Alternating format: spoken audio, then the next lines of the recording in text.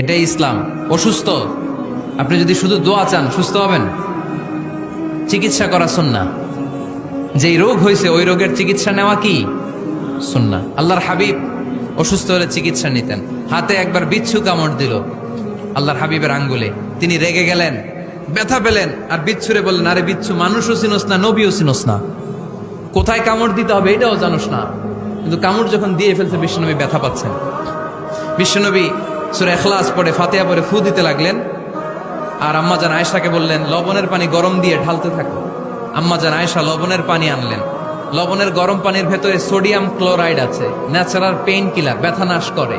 আম্মাজান আয়েশা গড়গড় করে লবণের পানি ঢালতে লাগলেন, আল্লাহর হাবিব কোরআন পরে ফু দিতে লাগলেন। পানি ঢালা শেষ, গড়গড় করে লবণের পানি ঢালা শেষ, বিশ্বনবীর দোয়া পড়া শেষ, এর মধ্যে আঙ্গুলের ব্যথাও শেষ। কারণ দুইটার সমন্বয় হয়েছে, দোয়াও আছে, দাওয়াও